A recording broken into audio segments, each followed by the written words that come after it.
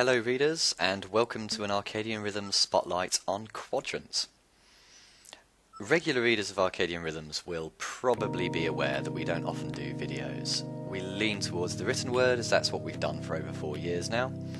That said, some games just can't be written about. As the saying goes, writing about music is like dancing about architecture. And Quadrant is very much a game about music, about visuals, and about rhythm. These are not characteristics that lend themselves to being written about, so we're trying something different because that's what this game demands. Now, we're not terribly experienced with making videos, so please have patience with my narration and our less than spectacular video editing abilities, as I'm new to this and it's literally just me, a copy of MSI Afterburner and a copy of Windows Movie Maker. Now that all of that is said and done, what's the deal with Quadrant? So, as you've hopefully seen and heard over the last minute, Quadrant is an indie rhythm action game for the PC that steadily ramps up in difficulty as you progress through the song. Quadrant is the work of a German developer called Undef, and it's been entirely built in his spare time. There's actually a cool bit of backstory in terms of the game's design, in that Undef knows how to develop games that work with code, but doesn't have much in the way of artistic or graphic design skills. So he found that the challenge facing him was coming up with a game design idea that didn't demand anything along those lines.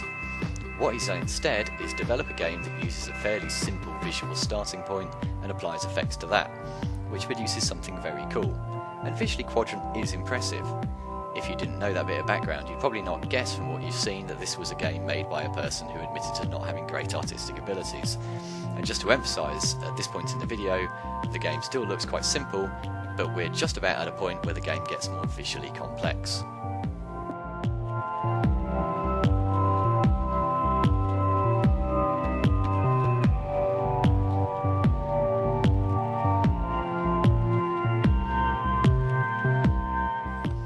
So there you are, it's gotten a little more visually complex, and just to emphasise, this is the first song that Quadrant has to offer, and this is quite basic as it goes, but it bears saying that once you're actually in the midst of this experience, even these relatively simple visual experiences, they are honestly very distracting, but in a very good way.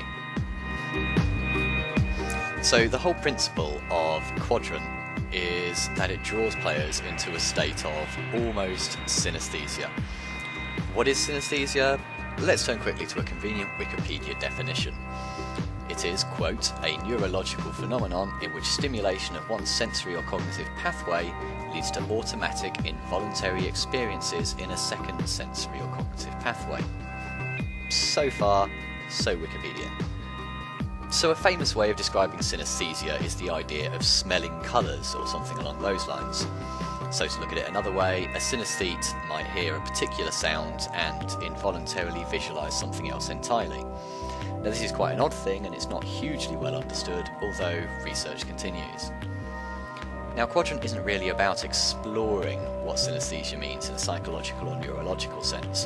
What it does is take that as a basic concept for a game, that of the rhythm action game that demands you tap keys in line with the song's beat, and it layers effects on top of that in a way that basically makes the experience both more difficult and more enjoyable. And that's really it.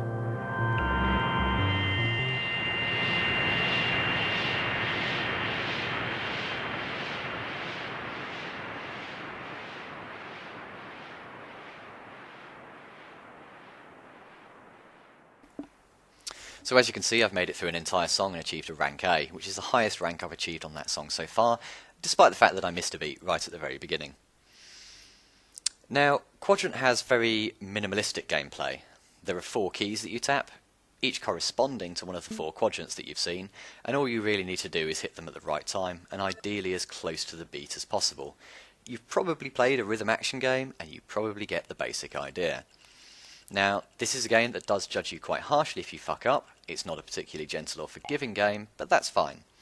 It's a game that is at its best when you sink into the experience, that synesthetic experience, and enjoy the visuals and concentrate on the rhythm. Now, I do feel that Quadrant would probably benefit from a simple screen that explained the game's core concepts, such as how songs are unlocked, the range of ranks and rhythm levels that are attainable, how they're scored, that sort of thing. It's not really a huge amount to learn, and you can pick most of it up from experience, but just having something there to confirm whether or not you're on the right track would be really nice. Although you don't have that, what you do have are a couple of training modes, as you can see here. Using these is actually quite important because the game doesn't really articulate how to play itself. The training on both speed and rhythm conveys how the timing works and how the quadrants indicate positioning and the upcoming positioning, understanding all of which is essential to playing the game, and playing it well. The training modes are quite detached from the experience of playing the game, which is... well, to be honest, this is my excuse for how rubbish I am at these training modes, as you can see from my repeated failures. Fail, fail, fail again. The songs are actually a lot more natural to play, but once you've played them a bit and grasped the basics of how the game works, the training modes are valuable as they help improve your skills without the interference of those lovely but distracting visuals.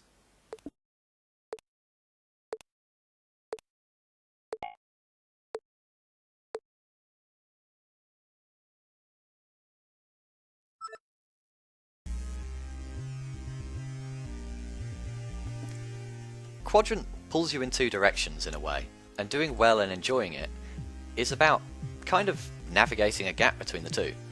Now, if this sounds like the game's got an inherent conflict at its heart, that's because it does in a way, but that's also the point.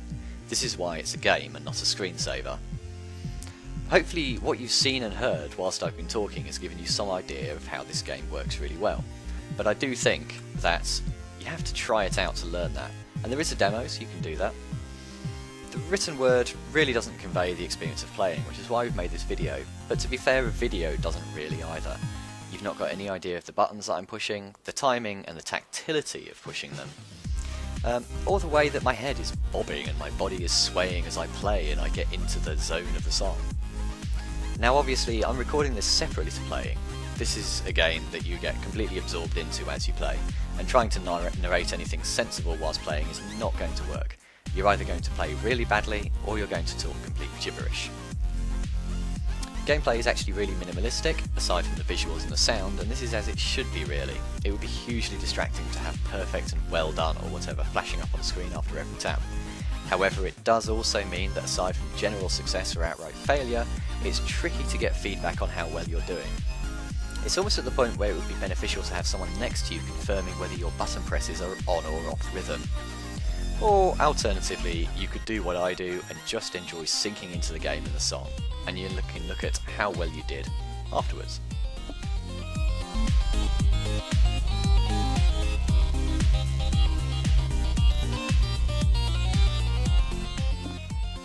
Probably the biggest criticism that can be levelled at Quadrant is that it only includes 3 songs, and at this point in the video you've seen and heard bits of almost all of these. The third is to come shortly.